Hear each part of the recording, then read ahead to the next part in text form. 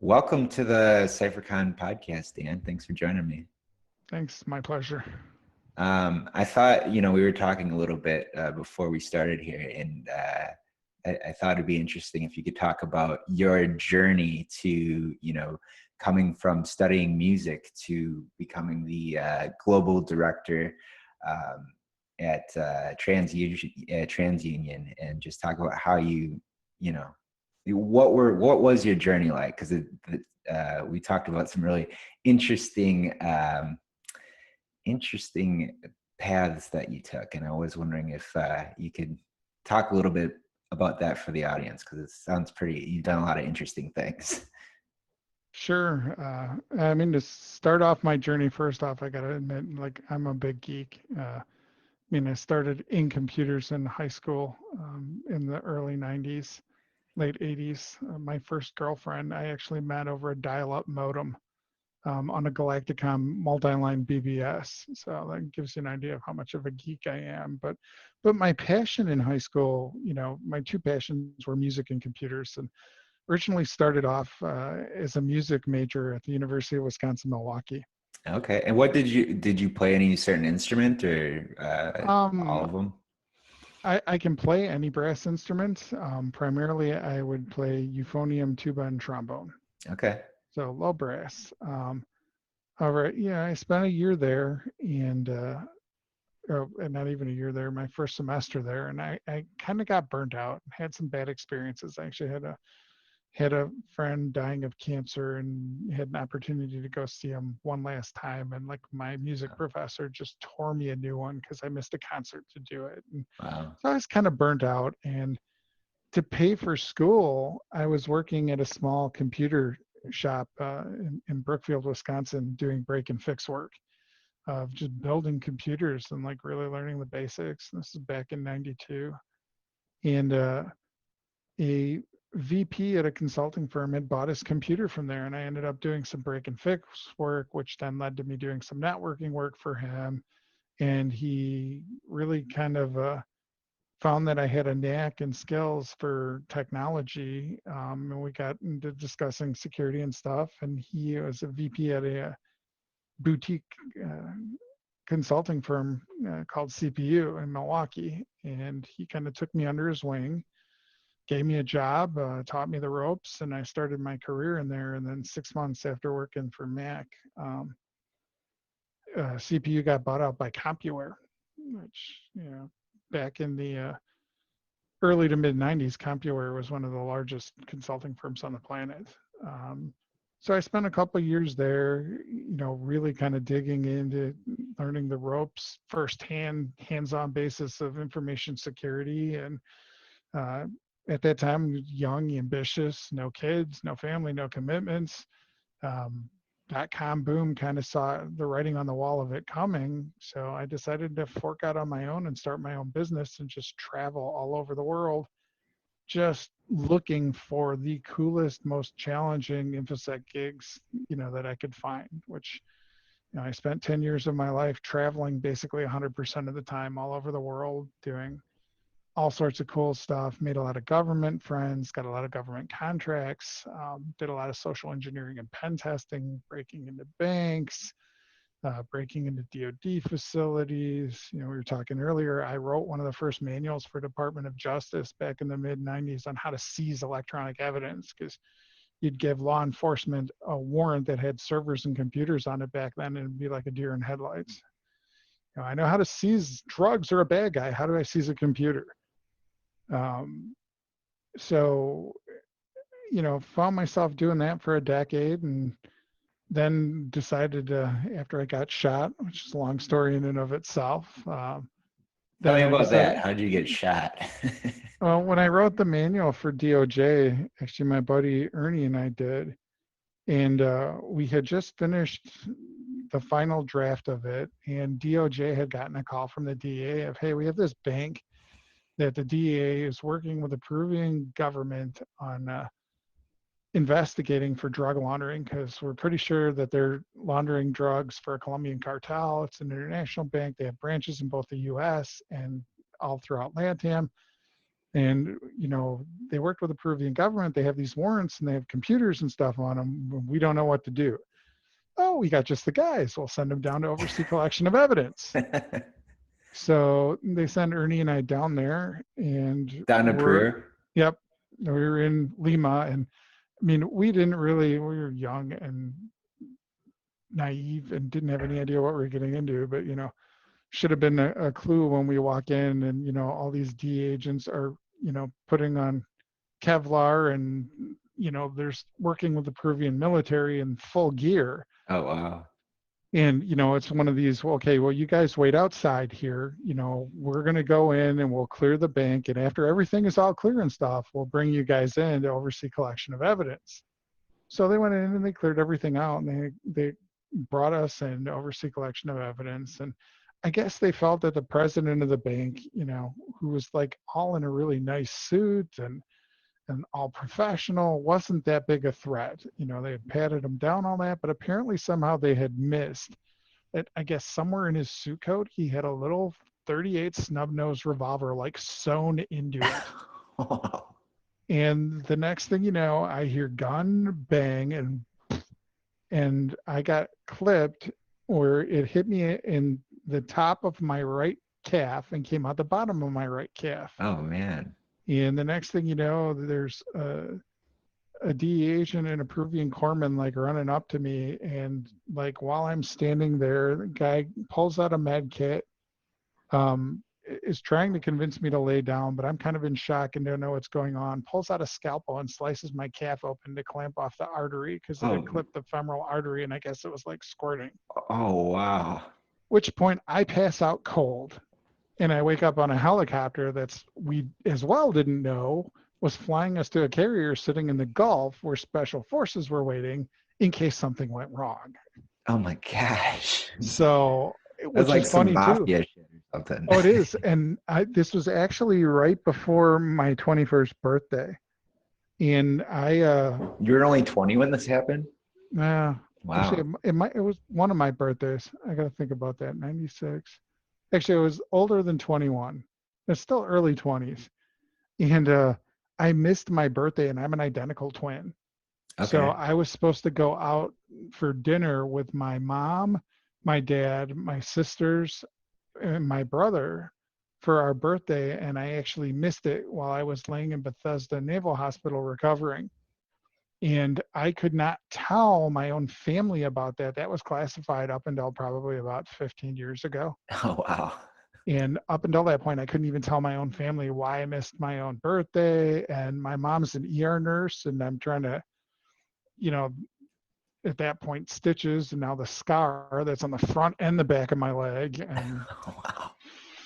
so, yeah, I have had some crazy fun. Some of the DoD stuff I've done. One of the DoD contractors, I've done work for Raytheon and a couple other companies, but one of them did work on space equipment like the Hubble and the optics on the Hubble in particular, and optics that, shall we say, point in the other direction. Where it's freaky, because now my father-in-law, actually, he's working for NASA on the SLS project on the navigation ring, but him and I have worked in some of the same circles, and you get, a small group of cybersecurity professionals who haven't experienced this. Everyone else is like, oh, you're full of beans, man. No way that actually happened. And we've worked in facilities where, I mean, you go and upgrade, say, the memory on a secure router, especially back in the mid 90s, early 90s, Cold War era stuff. And you lift the cover off, and I kid you not, there's a tripwire with a grenade that you have to snip before you take the cover off. Wow. That's crazy. It just some crazy wild stuff. So how did you go about finding these? You said that you were always seeking out the coolest things that you could do in the world. How did you go about finding these when you were starting out? Yeah, I mean, the internet was starting to take off, and I had made a lot of contacts on the government side, um, and just started branching out globally. And I mean, I originally, when Mac found me and noticed my talent, I may have been involved in a few gray area things that, Sure. as we all are sometimes. Yeah, especially when I was young and a kid and didn't know any better, and made a lot of contacts, and just I'm very social to begin with, and I Okay. network a lot. So So it was kind of getting that experience, getting that network, and then leveraging your network to find the cool jobs that you could get. yeah, well, and it's easy to build a name for yourself because like during the dot-com boom, I'm sure every security professional who was around then knows, you had this whole growth period where the idea of a pen test for like a lot of firms took advantage of this of, oh, I'll run a Nessus or like an ISS scan against you. I'll weed out the false positives and I'll give you a report and there you're pen tested. Well, I'd go in behind those guys, especially to like banks. And I'd be like, okay, dude, so like I know who did your last pen test. I tell you what, here's my fee. You put it into an account. And if I get it out of the account, I get paid, you get your report. If Oh, I wow. don't, I'll still give you your report. And there's times I'd go in behind firms like that, and I'd especially exploit some of the psychological and social aspects. And let's just say I had a very successful success rate. Uh, Interesting. Wow. I mean, That's think about it, okay? Even today, you go in and it's the simple psychological things. The first thing I would do for any pen test, find out what their logo is and go and get a polo shirt printed up with their logo on it. And, bank branch, I have walked into bank branches with their logo to clothing on, cold, never been in there before, and I will walk right behind to the teller's workstations and start plugging in keystroke loggers. holy cow. Wow. And I'll have bank manager walk up to me, hey, well, I haven't seen you before. What are you doing here? Oh, IT sent me over from corporate. There's a problem with, some of your equipment and stuff. Can you let me into the wiring closet? Oh, sure. Here you go. Boom, right in, you know? Wow. It, Wow. it, So is it easier then than, I mean, it's not, I mean, do you still see some of that today, or oh, is it a yeah. little bit buttoned Oh, down yeah. more today? It's buttoned down more than it used to be. And I mean, as society as a whole has become more aware as this happens more on, it's gotten better, but it's still, I mean, if anybody doesn't believe me, get a shirt printed up with a logo on it. Go by their loading dock, and at a prime time, people are going in and hold a stack of empty boxes even, and walk behind somebody and see who holds the door open for you. You know, Wow. Yeah. it's human nature. People want to be helpful. Just like your hackers too. When you look at risk versus reward, they want to follow the path of least resistance. Sure. You know, I actually published an article on LinkedIn about this. That's part of what's driving uh, a big debate in the industry about network visibility and being able to decrypt all your traffic and stuff, and the battle over, should the government allow secret, backdoors and decryption, and shouldn't they? And what's the value of decryption today? So when you get in with TLS 1.3, elliptical curve ciphers, PFS, it's gotten harder and harder as encryption gets better to break into the pipes. So, we're not seeing very many man in the middle or interception attacks these days. They've moved on, and your biggest attacks are ransomware. They're on phishing attacks. Yeah. They're on, DDoS for ransom attacks, because to quote Jesse James, one, that's where the money is, just like why they used to rob banks. And two, they follow the path of least resistance. If you see a car with an alarm and one without, which one are you going to hit? You're going to hit the one without the alarm. Well, it's not to say that they don't have alarms, but breaking encryption with PFS and TLS 1.3 and stronger encryption keys is a harder target when your endpoint controls suck and you can just, pop a web server that's processing 200,000 credit cards an hour and sit on there and just sniff them one after another. But companies are still tending to invest millions of dollars because the other side of that coin is as decryption and encryption gets better, it gets harder to decrypt, it gets more expensive to decrypt, Mm-hmm. especially as bandwidth increases. So you have to find a happy balance between both of them.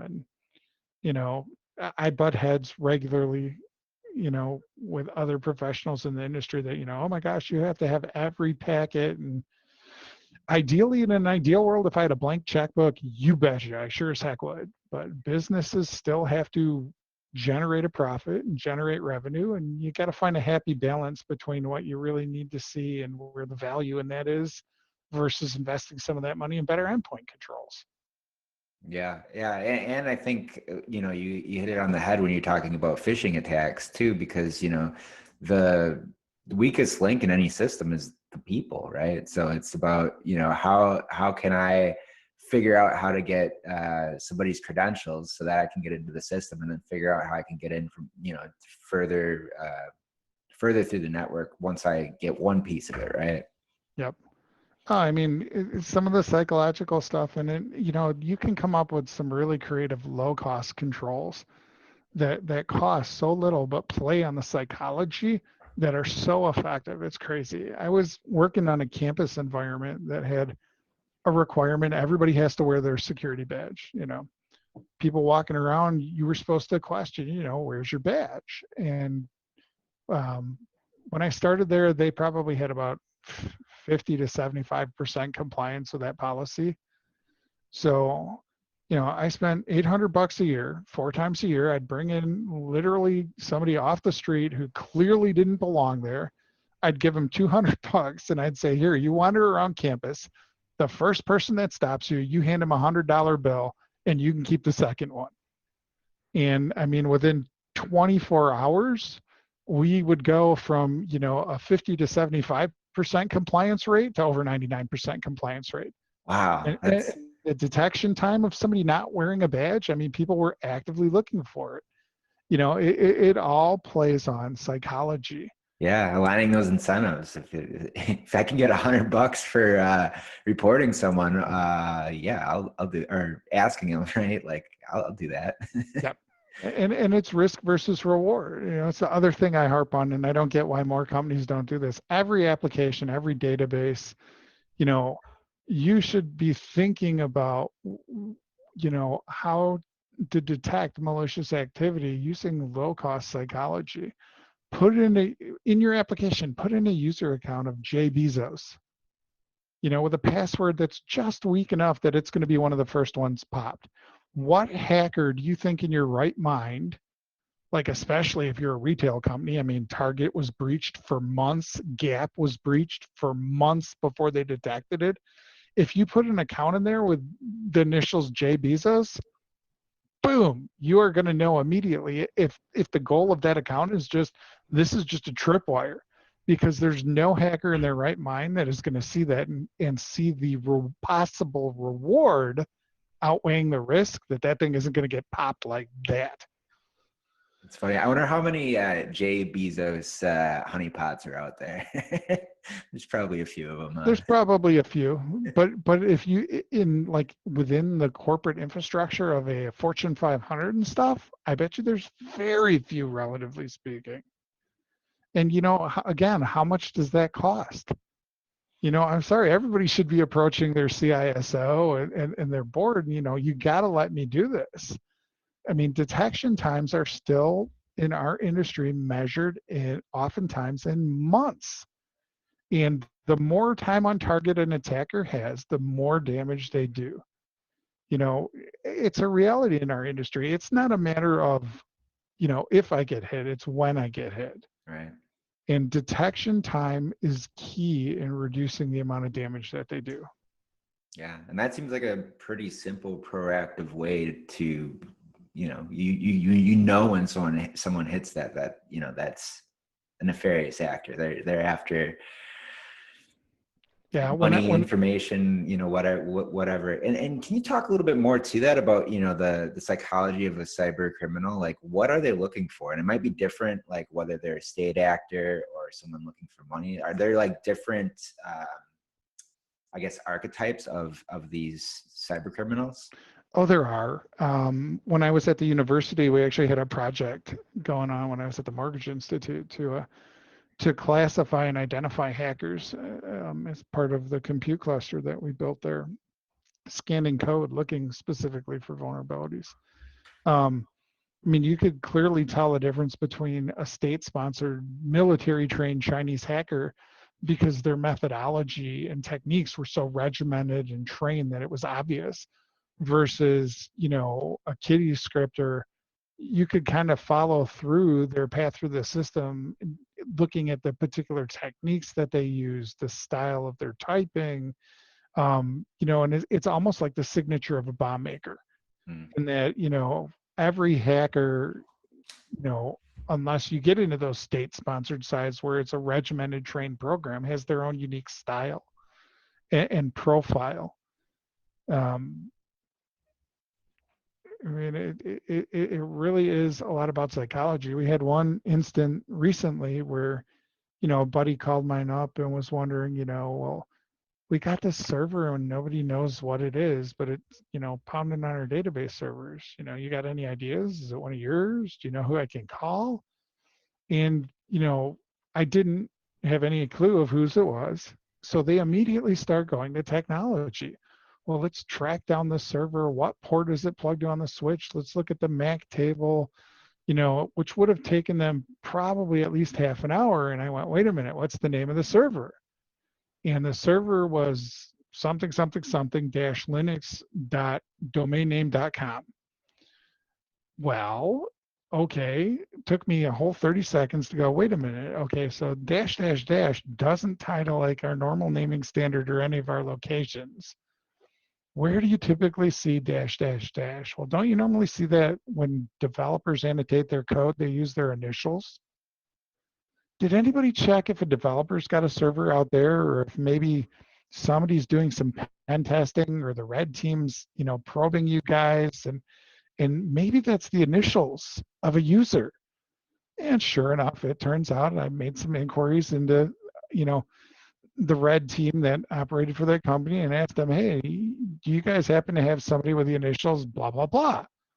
Oh, why, yes, we do. It's this person. Oh, well, I think I just busted one of their servers that just caused an outage from the pen test they were doing.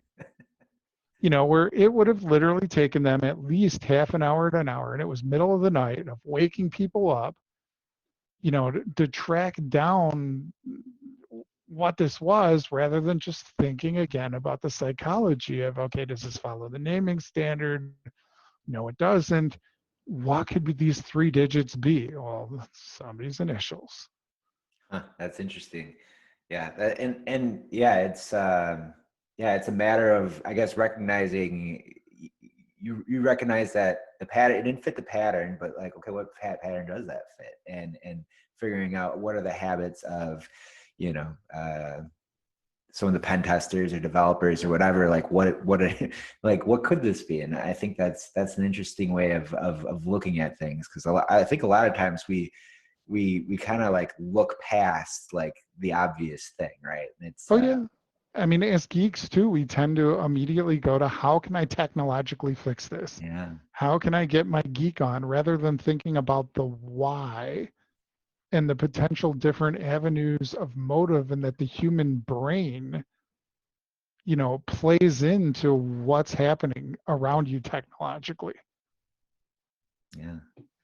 Well, let's switch gears a little bit and talk a little bit about, everyone working from home, and what this has done, I guess, for companies from a cybersecurity standpoint. And maybe you could talk a little bit about the zero trust model that a lot of companies are getting on board with, and I guess what that means for companies today.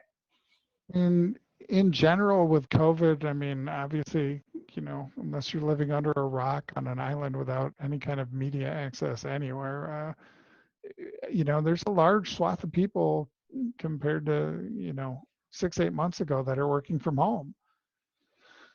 Based on the fact that they're working from home, your network border and perimeter is exceptionally porous and mobile compared to what it used to be. I mean, we've always been heading that way, especially with the proliferation of mobile devices, but now it's accelerated that tenfold.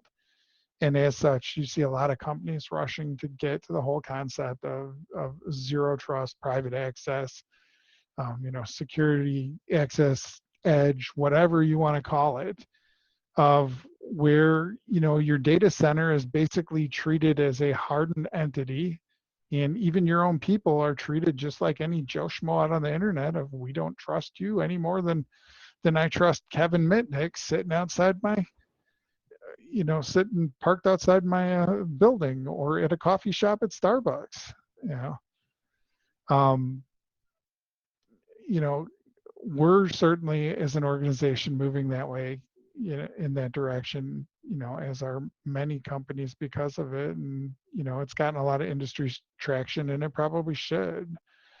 You know, why should you treat your users special as opposed to an average internet user, an untrusted user?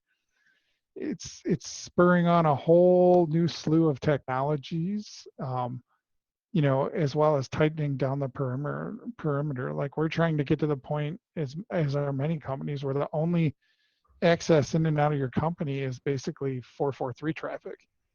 You know, so everything's going to be encrypted, and you're reducing your attack surface. Where, especially with porous borders that we have as people on VPN and through remote access, it's like critical. What do you mean by porous? What does porous mean?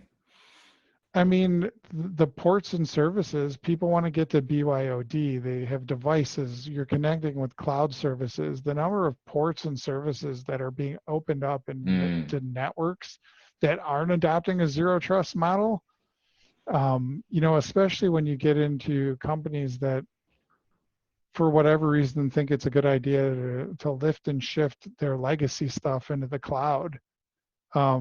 In particular, you know, with all the openings that you're pouring into there, then that's now sitting in someone else's network.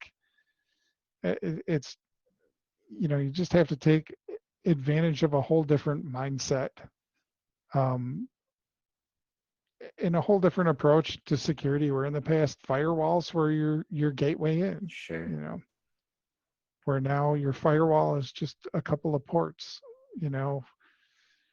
But that's another area really companies don't do the best, you know, and zero trust is really pushing them on this, and some too, is a lot of companies have very poor emissions control on the concept of MCOM, especially when it comes to egress, you know, which is another huge detective control of, if you don't know what's going out of your network, for one, you know, there's far too many companies that still, their outbound firewall policy is allow any, because, you know, hey, they're inside the network, we trust them.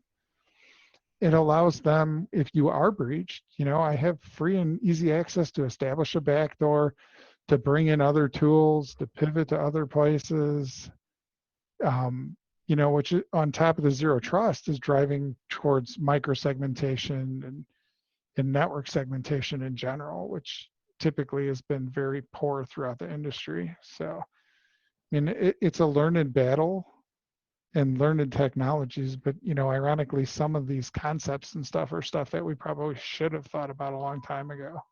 Yeah, that's interesting, because I mean, you think about, yeah, a lot of companies are moving to, you know, a lot of cloud services, whether it's AWS, Azure, like, you know, and from, you know, what I'm hearing from you is now you also have people from the company that are they're getting onto those servers outside of the company, right? And so now, you know, if they are doing it in an unsecured network or something like that, and someone's able to, I don't know, capture their, like, there's more risk, right? And so that's the thing that companies, so what is the solution to that? I mean, the solution to that, you know, really is having good policy and procedure, but as well having a good CASB in place. I mean, companies that are doing cloud, just because of the exfiltration, I mean, the migration to cloud really has moved security from more of a technological controls to somewhat technological controls, but those controls are driven around identity and access management, configuration management, and drift control. Because the biggest challenge in the cloud is, if you really want to take advantage of it, you know, you're using servers whose lifetime is, you know, hours, days, minutes in some cases, that you have to know, first off, when that system is built, that it was built on a secure code base that doesn't have any holes, that, while it does live, nothing changed to open up a vulnerability, and that it existed at all, which is probably the biggest challenge Hmm. of, especially for companies that have poor CMDB and asset management programs. Um, yeah, I mean, it changes the whole paradigm of things. And, you asked how we're tackling that. Like I said, in particular, we're implementing CASB so that, users should only be allowed to go to uh, approved tenants for the organization. Because I think that's probably one of the biggest fears is like, I have my own M365 tenant that hosts my domain. Yeah. I could get on if I was nefarious, I could get onto, my corporate one, and I could exfiltrate data right out to my own domain. Mm. You Yeah. know, but I think some of that goes to psychology again too, and knowing who your attacker is. Everybody has different vectors. A construction company is going to be targeted by a very different hacker than as opposed to somebody who's hitting, a large retailer or a bank. So you got to know what your real risk is and who is likely to target you, and what their motivation to target you would be. Yeah. Interesting. Interesting. And I mean, I guess like aside from money, like what are the other motivations? Oh, some of it, are just for fun. Kids are Yeah, kids, that's true.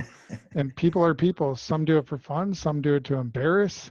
And money can take different forms. If you're going for identity theft, you're going to want to hit a big company like TransUnion.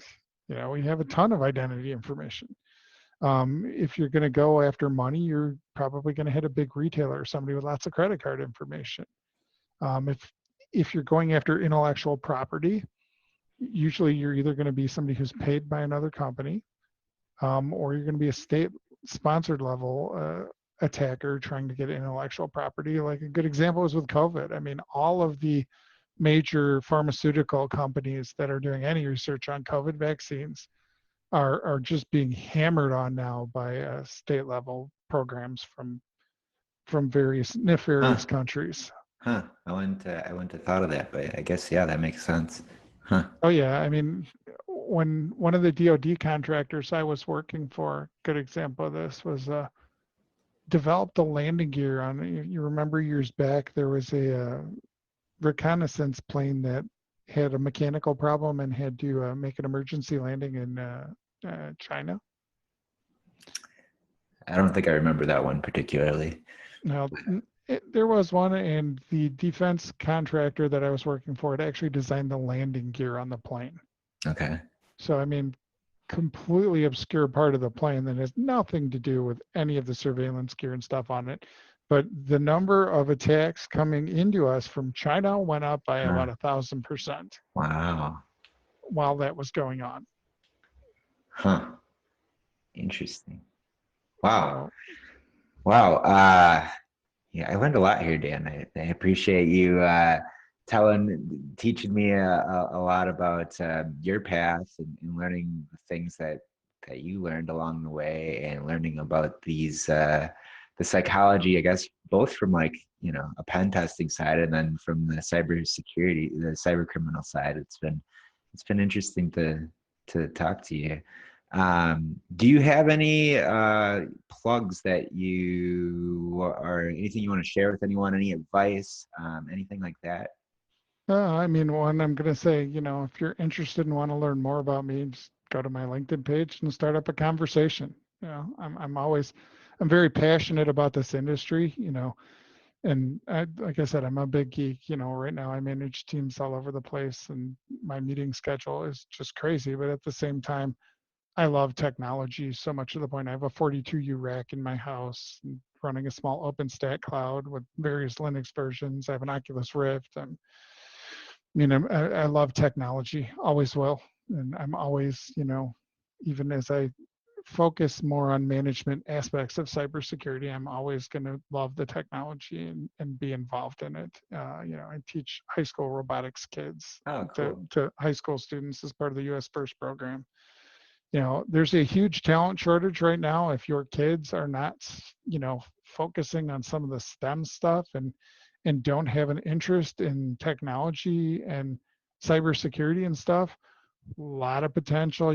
Parents, think about your kids, getting a career in cybersecurity, because there's a huge shortage right now. There's a big talent gap.